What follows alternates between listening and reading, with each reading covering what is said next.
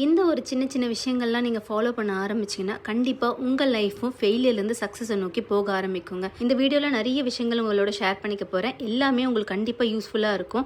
வாங்க வீடியோக்குள்ளே போகலாம். Welcome to Welvia. நிறைய பேர் உங்ககிட்ட சொல்லியிருப்பாங்க, காலையில் எழுந்துக்கோ, சீக்கிரமாக எழுந்துக்கோ, அப்போ லைஃப்பில் மாற்றம் வரும் அப்படின்னு. இதையும் என்கிட்ட நிறைய பேர் சொன்னாங்க. ஆனால் அப்போல்லாம் நான் என்ன திரும்ப சொன்னேன், பேப்பர் போடுற பால்கார் எல்லாமே காலையில் சீக்கிரம் தான் எழறாங்க. அவங்க எப்படி லைஃப்பில் முன்னுக்கு வந்தாங்களா? இந்த மாதிரி விதண்டாவாதம் பேசிகிட்டு இருந்த ஆள் தாங்க நான். தூக்கங்கிறது அவ்வளோ பிடிக்கும் எனக்கு. தூங்குறதுன்றது அவ்வளோ ஒரு சந்தோஷத்தை கொடுக்கக்கூடிய விஷயமா தான் நான் பார்த்தேன்.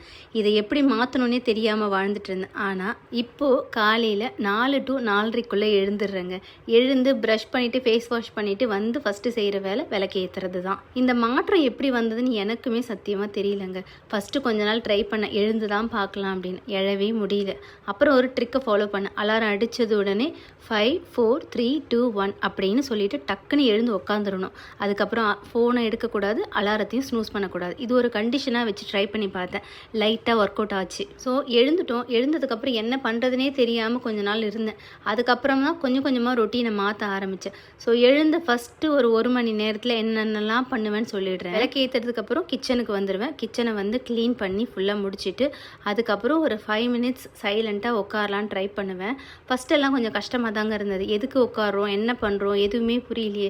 லைஃப்பில் ஏதாவது ஒரு நோக்கம் இருந்தால் தான் அதுக்கேற்ற மாதிரி நம்ம ஓட முடியும். நோக்கமே இல்லாதவங்க எதை நோக்கி ஓடுவாங்க சொல்லுங்கள்? அந்த மாதிரி தான் நானும் இருந்தேன். ஸோ ஃபஸ்ட்டு ஒன்று ஸ்டார்ட் பண்ணேன், டைரி எழுதுறது. ஆல்ரெடி உங்களுக்கு எல்லாருக்கும் ஷேர் பண்ணியிருந்தேன். ஸோ டைரியை எழுத ஸ்டார்ட் பண்ணதுலேருந்தே கொஞ்சம் கொஞ்சம் சேஞ்சஸ் வந்தது.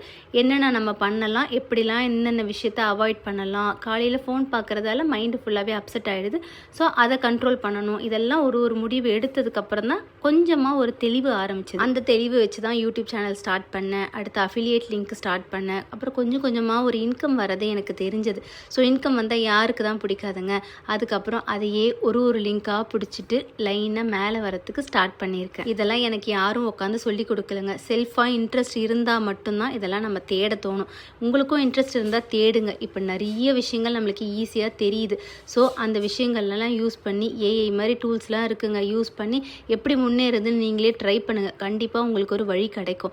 எதுவுமே புரியல, கண்ணை கட்டி விட்ட மாதிரி இருக்குன்னு நினச்சிங்கன்னா காலையில் ஒரு வாரம் எழுந்து பாருங்கள். எழுந்து டைரி எழுதுங்க.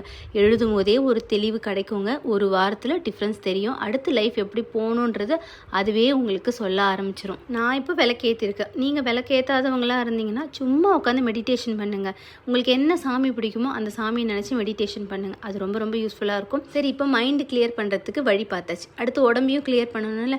காலையில் ப்ரஷ் பண்ணிவிட்டு ஃபஸ்ட்டு ஒரு டம்ளர் தண்ணி குடிச்சிருங்க. அதுக்கப்புறம் இந்த மாதிரி கொஞ்சமாக தண்ணி, ஒரு 3 to 4 டம்ளர் தண்ணியை சேர்த்துட்டு இதில் பார்த்திங்கன்னா 1 ஸ்பூன் அளவுக்கு சீரகம், 1 ஸ்பூன் சோம்பு, 1 ஸ்பூன் தனியா, இது 3த்தையும் சேர்த்து நல்லா ஒரு 15 நிமிஷம் கொதிக்க வைங்க. கொதிக்க வச்சதுக்கப்புறம் நீங்கள் இந்த தண்ணியை டெய்லி காலையில் குடிச்சிட்டு வாங்க. இது குடிக்கும் போது என்ன ஆகுனா, உங்கள் வயிற்றில் இருக்கிற தேவையில்லாத கழிவுலாம் வெளியில் போகும்போது உங்கள் மைண்டு ஃப்ரெஷ்ஷாக ஆகிற ஃபீலிங் உங்களுக்கு தெரியும். அப்போது உடம்பும் கிளியர் ஆகிடும், மைண்டும் ஃப்ரீ ஆகிடும். அப்புறம் நீங்கள் நினைக்கிறது என்னன்றது தெளிவு உங்களுக்கு கண்டிப்பாக கிடைக்கும். இது நான் ட்ரை பண்ண ஆரம்பித்ததுக்கப்புறம் தாங்க ஒன்றா ரிசல்ட் தெரியுது. எனக்கு ரிசல்ட் தெரிஞ்ச எல்லா விஷயமே உங்களோட ஷேர் பண்ணியிருக்கேன். அடுத்ததாக டைரி எழுதுறது. நோக்கம் என்னன்றது தெளிவாக இருந்தால் தானே அடுத்தது எப்படி போகணுன்னு தெரியும். ஸோ நோக்கத்தை எழுதுங்க, நன்றியை எழுதுங்க. அடுத்ததாக உங்களுக்கு என்ன தேவைங்கிறது எழுதுங்க. இதையெல்லாம் எழுதும் போது மட்டும்தான் உங்கள் மூளையில் போய் பதிஞ்சதுன்னா அது உங்களுக்கு அடுத்த லெவலுக்கு கூட்டிகிட்டு போகும். அதே போல் இயற்கையை ரசிக்க மறக்காதீங்க. மூளைக்கும் கொஞ்சம் ரெஃப்ரெஷ்மெண்ட் தேவைப்படுதில்ல. இந்த மாதிரி கண்ணு நீங்கள் புத்துணர்ச்சியாக பார்க்கும்போது உடம்பும் ரொம்ப சூப்பராக இருக்கும், மைண்டும் ஃப்ரெஷ்ஷாக இருக்கும். காலையில் எழுந்து என்ன பண்ணுறதுனே தெரியல அப்படின்னு நினைக்கிறவங்க இந்த மாதிரி சின்ன சின்ன விஷயங்களை இன்க்ளூட் பண்ணிங்கன்னா ஒரு லைஃப்பில் பிடிப்பு கிடைக்கும். இது பண்ணலாம். அப்புறம் உங்கள் மூளை அதுக்கு பழகிடும். நீங்கள் ஒரு வாரம் கழித்து நீங்கள் தூங்கணும்னு நினச்சாலும் உங்கள் மூளை உங்களை விடாது. எதையாவது செய்ய சொல்லி தூண்டிக்கிட்டே இருக்கும். அந்த தூண்டுதல் வர வரைக்கும் இந்த ஹேபிட்ஸ்லாம் கொஞ்சம் கொஞ்சமாக ஃபாலோ பண்ணுங்கள். அதுவே உங்களுக்கு ஒரு பாதையை காட்ட ஆரம்பிக்கும். அப்படி காட்டினது தான் இந்த பாதை எனக்கு. லாஸ்ட் வீடியோ பார்த்துட்டு 2-3 சிஸ்டர்ஸ் கேட்டிருந்தீங்க, சப்கான்ஷியஸ் மைண்டை எப்படிங்க நீங்கள் மாற்றினீங்க அப்படின்னு. ஆமாங்க, அதை நான் மாற்றினேன் தான். ஃபெயிலியர்லேயே மாட்டிக்கிட்டு இருந்தேன்னா எப்படி இதை மாற்றினேன் அப்படின்னா, ஒரு நாளில் 4லேருந்து 5 முறை தனியாக உட்காந்துடணும். எந்த டிஸ்டர்பன்ஸுமே இருக்கக்கூடாது. யாரும் உங்ககிட்ட பேசக்கூடாது, நீங்களும் யார்கிட்டையும் பேசக்கூடாது. ஃபஸ்ட்டு ஒரு 5 நிமிஷம் போதுங்க. அந்த 5 நிமிஷம் சைலண்ட்டாக கண்ணை மூடி உட்காருங்க. உட்காந்துட்டு இப்போ நீங்கள் யோசிங்க, எதனால் நீங்கள் லைஃப்பை மாற்றணும், எந்த விஷயம் உங்களுக்கு இப்போ மாறணும், உங்கள் பிஸ்னஸா, உங்கள் எஜுகேஷனா, இல்லை வேலை கிடைக்கணுமா, இல்லை கல்யாணமா, அந்த மாதிரி ஏதாவது ஒரு பாயிண்ட் இருக்கும்ல, அந்த பாயிண்டில் சக்ஸஸ் ஆனால் எப்படி இருக்கணும் அப்படின்றத வாயில் சொல்லுங்கள். அதாவது இப்போ நான் உங்களுக்கு வேலை கிடைக்காம கஷ்டப்படுறீங்கன்னா, எனக்கு வேலை கிடச்சிருச்சு, இந்த ஒரு லைனை மட்டும் அந்த நாளில் 4லேருந்து 5 முறை சொல்லுங்கள். இது ஒவ்வொருத்தருக்கும் மாறும். நீங்கள் அதை முடிவு பண்ணிக்கோங்க. அது மாதிரி மாற்றி சொல்லுங்கள். சொன்னீங்கன்னா மாறும். ஸோ இப்போ என்னோடய மார்னிங் ரொட்டீன் எல்லாம் முடிச்சுட்டு அடுத்தது லஞ்ச் ப்ரிப்பரேஷனுக்கு வந்தாச்சு. ஸோ இன்றைக்கி ஸ்கூலில் செலிப்ரேஷன் டே, அதனால் நூடுல்ஸே வேணும்னு அடம் பிடிச்சி கேட்டதால் கொஞ்சம் ஹெல்த்தியாக இருக்கணுமே எக் நூடுல்ஸ் பண்ணியிருக்கேன். நீங்களும் இந்த மாதிரி கொஞ்சம் ஹெல்த்தியாக எப்படி செய்யறதுன்னு பார்த்து பண்ணுங்கள். நூடுல்ஸ் நான் கண்டிப்பாக செய்யறதுக்கு அலோவ் பண்ணவே மாட்டேன். 6 மாதம் கழித்து இப்போ தான் செய்கிறேன். ஸோ நூடுல்ஸ் தான் லஞ்சுக்கு நான பிறகு பிரேக்ஃபாஸ்ட்டை ஹெல்த்தியாக மாற்றணுன்றதுக்காக ஃப்ரூட்ஸும் சுண்டலும் பண்ணியிருக்கேன்.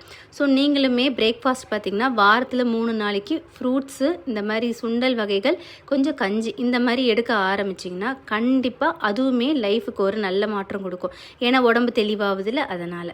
அடுத்து எல்லா வேலையும் முடிச்சுட்டு பெட்ஷீட் மாற்றலான்னு வந்திருக்கேங்க. மீஷோவில் ஒரு 2 பெட்ஷீட், அதுவும் ஜெய்ப்பூர் காட்டன்லாம் வாங்கினேன். ரொம்ப சூப்பராக இருக்குது குவாலிட்டி. அடுத்ததாக துணி காய வைக்கிற வேலை, வீட்டு வேலைன்னு இந்த மாதிரி லைன் கட்டின்னு இருக்கும். ஸோ எந்த வேலையும் நம்மளால் ஸ்கிப் பண்ண முடியாது, எல்லாமே செஞ்சு தான் ஆகணும். செய்யும் போது ரொம்ப எரிச்சலாக இருந்துச்சுன்னா ஸ்டாப் பண்ணிட்டு ஒரு பிரேக் எடுத்துருங்க.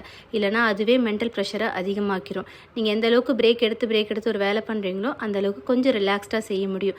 நானுமே அப்படி தாங்க, ஒரு வேலை முடிச்சேன்னா 10 நிமிஷம் கண்டிப்பாக ஒரு பிரேக் எடுத்துருவேன். பிரேக் எடுத்து தான் அடுத்த வேலையை கான்சன்ட்ரேட்டே பண்ண முடியும். அதே போல் இப்போல்லாம் முன்னாடி நாள் நைட்டே டிசைட் பண்ணிவிட்டு நாளைக்கு என்னென்ன வேலை இருக்குது, எப்படிலாம் ஸ்ப்ளிட் பண்ணலாம், அதுவுமே கொஞ்சம் ரிலாக்ஸ்டாக வேலை செய்ய வைக்குது. எல்லாம் முடிச்சுட்டு வீட்டை பார்த்தா கலவர பூமியாக இருந்தது, ஒன்றும் பண்ண முடியாது. மறுபடியும் ஒரு 5 மினிட்ஸ் பிரேக் எடுத்துகிட்டு வீடு ஃபுல்லாக பெருக்கிடலாம் அப்படின்னு முடிவு பண்ணிவிட்டு, ரொம்பலாம் டீப் க்ளீன் பண்ணி டயர்ட் ஆக மாட்டேன். ஜஸ்ட் ஒரு க்ளீன் பண்ணிவிட்டு அப்படியே எடுத்து வச்சிருவேன், அவ்வளோதான். என்னை பொறுத்த வரைக்கும் வீட்டு வேலை செஞ்சு டயர்ட் ஆகிடக்கூடாது. அப்படி ஆனால் மைண்டு டயர்ட் ஆகிடும், அடுத்த வேலை யோசிக்கவே முடியாது. ஸோ எல்லாம் முடிச்சுட்டு ஒரு 10 மணிக்கு லைட்டாக வாக்கிங் போகலான்னு கிளம்பிட்டேன். ஸோ வாக்கிங் போகும்போது இன்னும் கொஞ்சம் மைண்டு ஃப்ரீயாகும். வாக்கிங் போகும்போது நான் பாட்டெல்லாம் எதுவும் கேட்க மாட்டேன். வாக்கிங் போகும்போது பார்த்திங்கன்னா நம்ம எதையாவது யோசிச்சுட்டே நடப்போம்ல, அப்போ நமக்கு புரியாத கேள்விலாம் அந்த டைமில் நம்ம கேட்டுகிட்டே நடக்கும்போது நிறைய ஆன்சர்ஸ் கிடைக்கும். நான் அந்த மாதிரி பண்ணியிருக்கேன், எனக்குமே நிறைய ஆன்சர் கிடச்சிருக்கு. அதனால் இந்த வாக்கிங் பழக்கத்தையும் கொஞ்சம் கொஞ்சமாக ட்ரை பண்ணுவேன். இது எல்லாமே வாரத்தில் எல்லா நாளும் பண்ண முடியாதுங்க. நான் ஒன்றும் சூப்பர் உமன்லாம் கிடையாதுல்ல. வாரத்தில் 3 நாள் வாக்கிங், வாரத்தில் 3 நாள் ஹெல்த்தியான ஃபுட்ஸு, வாரத்தில் 3 நாள் நமக்கு பிடிச்ச மாதிரி ஏதாவது ஒரு விஷயத்தை கற்றுக்கிறது, இந்த மாதிரி ஸ்ப்ளிட் பண்ணி பண்ணும்போது நம்ம ரொம்ப டயர்டாக மாட்டோம். புது விஷயத்தை கற்றுக்கணுன்ற ஆர்வம் இருக்கும். நமக்கு அந்த டோப்பமைன் இருந்துகிட்டே இருக்கும். அந்த டோப்பமைன் இருந்தால் தான் உங்களுக்கு அடுத்தடுத்து போகிறதுக்கான வழி கிடைக்கும். ஸோ வாக்கிங் போய் டயர்டாகி அப்படியே உட்காந்து கொஞ்ச நேரம் இந்த இயற்கையை ரசிக்கலாம் அப்படின்னு முடிவு பண்ணிட்டேன். இப்போல்லாம் ரீசெண்ட் டைமில் இந்த மாதிரி வெளியில் போனோன்னா ஃபோன் பார்க்க மாட்டேன். சுற்றி யார் என்ன பண்ணுறாங்க, என்னென்ன விஷயங்கள் நடக்குது, அதெல்லாம் நோட் பண்ண ஆரம்பிச்சிருக்கேன். ஏன்னா ரீசெண்ட் டைமில் நம்ம யாருன்னா வெளியில் போய் போர் அடிக்குதுன்னா உடனே ஃபோன் எடுத்துக்கிறோம். அதை அவாய்ட் பண்ணாலே இன்னும் கொஞ்சம் நல்லா இருக்குங்க. அவ்வளோதான், வாக்கிங்கும் முடிச்சாச்சு. இப்போ வீட்டுக்கு போகிறதுக்கு லிஃப்ட்டும் ஏற போகிறேன். முடிஞ்ச அளவுக்கு குக்கிங்கை மார்னிங்கே முடிச்சிருங்க. அப்போ தாங்க உங்களுக்கான டைம் கிடைக்கும், அடுத்து என்ன பண்ணுறதுன்னு யோசிக்க முடியும். ஸோ மேலே வந்தாச்சு, குளிச்சு ரெஃப்ரெஷ் ஆகியாச்சு. இப்போது சாமிக்கு விளக்கேற்றி மறுபடியும் மைண்டை கொஞ்சம் டிவோஷனல் ஸ்டேட்டுக்கு எடுத்துகிட்டு போகிறோம். இந்த மாதிரி விளக்கு ஏற்றுறது, சாமி பாட்டு கேட்கும்போது உங்களுக்குள்ள இன்னும் ஒரு நல்ல ஃபீலிங்ஸ் கிடைக்கும். இந்த முருகர் பார்த்திங்கன்னா பாரிஸ்க்கு முருகர் கோயிலுக்கு போயிருந்தேன். அப்போ வாங்கின சிலை ரொம்ப அழகாக இருந்தது. டபுள் சைடு ஃபேஸ் இருக்கும், அச்சு இருக்கும். ரொம்ப ரொம்ப சூப்பராக இருந்தது. வாங்கினதுலேருந்தே ரொம்ப நல்ல ஒரு பாசிட்டிவான வைப் இருக்குங்க. எல்லா வீட்டு வேலையும் முடிச்சுட்டு ஒரு 4 o'clock வாக்கில் அப்படியே சும்மா கொஞ்சம் நேரம் பால்கனிலே வேடிக்கை பார்த்துட்டு இருந்தேன். சரி, கொஞ்சம் நல்லா ரிலாக்ஸ் ஆயாச்சு. ஒரு 2 hours கம்ப்ளீட்டாக ரெஸ்ட் எடுத்துட்டேன். எந்த வேலையும் கிடையாது, ஃப்ரீயாக உட்காந்துட்டு. ஸோ கொஞ்சம் ப்ராடக்ட்ஸ்லாம் மீஷோலேருந்து வாங்கியிருந்தேன், அதுக்கெல்லாம் வீடியோ எடுக்கணும். ஸோ அந்த வேலையை பார்க்கலாம் அப்படின்னு ஸ்டார்ட் பண்ணிட்டேன். ஸோ நான் வாங்கின ப்ராடக்ட்ஸ் இப்போ அடுத்தடுத்து காட்டுறேன் பாருங்கள். இந்த 2 ஹேண்ட் பேக், ஸ்லிங் பேக் வாங்கியிருந்தேன். எல்லாமே பார்த்திங்கன்னா 300க்கு உள்ளதாங்க வரும். ரொம்ப பட்ஜெட்டான ப்ராடக்ட் தான் தேடி வாங்கி ரிவ்யூ போடுவேன். அப்போ தான் எல்லாருக்குமே வாங்குறதுக்கு ஈஸியாக இருக்கும். இருக்கும்ல, ஸோ அந்த மாதிரி ப்ராடக்ட்ஸ் தான் இது. அடுத்ததாக பார்த்திங்கன்னா இந்த மாதிரி செட்டு இயரிங்ஸு எல்லாமே சூப்பர் கலெக்ஷனுங்க. கிட்டத்தட்ட ஒரு 30 பேர் ஆஃப் இயரிங்ஸு குட்டி குட்டியாக அழகாக இருக்கும். சின்ன பசங்க ஸ்கூலுக்கு போட இல்லை காலேஜுக்கு போடலாம், அவ்வளோ சூப்பராக இருந்தது. அடுத்ததாக பார்த்திங்கன்னா ஒரு கிச்சன் செட்டு தான் இது. பார்த்திங்கன்னா ஸ்டோரேஜ் பாக்ஸு ஒன்று வாங்கினா ஒன்று ஃப்ரீங்க. இந்த க்ரீன் வாங்கினா இந்த பிங்க்கு ஃப்ரீ. விலையும் ரொம்ப கம்மி, 250 கிட்ட தான் வந்தது. ஸோ இதையுமே ரிவ்யூ போட்டிருந்தேன். இது எல்லாமே என்னோடய ரீல்ஸுக்கு எடுக்கிற வீடியோஸுங்க. நான் இங்கே யூடியூப் ஷார்ட்ஸாக போட்டால் என்னால் லிங்க் கொடுக்க முடியாது, ஸோ லாங் வீடியோவில் தான் போட முடியும். முக்கியமான ப்ராடக்ட் பார்த்திங்கன்னா இந்த குழாவை திறந்தவொடனே ரொம்ப ஃபோர்ஸாக தண்ணி வரும், அதுக்காக இந்த ஃபாசெட்டை வாங்கியிருந்தேன். இது பார்த்திங்கன்னா 360 டிகிரி நல்லா சூப்பராக ரொட்டேட் பண்ணோம். உங்களுக்கு ஃபோர்ஸும் பார்த்திங்கன்னா தண்ணி சூப்பராக வரும். இதுவுமே ஒரு சூப்பரான ப்ராடக்ட்டுங்க. எல்லா ப்ராடக்ட்டோடைய லிங்க்கும் கீழே டிஸ்கிரிப்ஷனில் கொடுத்துருக்கேன், செக் பண்ணுங்கள். அவ்வளோதாங்க, நைட் ஆகிடுச்சு. ஏசியில் படுக்கும்போது ட்ரைனஸ் இல்லாமல் இருக்கிறதுக்காக இந்த ஹியூமிடிஃபையர் யூஸ் பண்ணுறோங்க. வீடியோ பிடிச்சிருந்துன்னா சப்ஸ்கிரைப் பண்ணிக்கோங்க, ஃப்ரெண்ட்ஸ் அண்ட் ஃபேமிலிக்கு ஷேர் பண்ணுங்கள். அடுத்தது என்ன மாதிரி வீடியோ வேணும் கமெண்ட்டில் சொல்லுங்கள். நன்றி, வணக்கம்.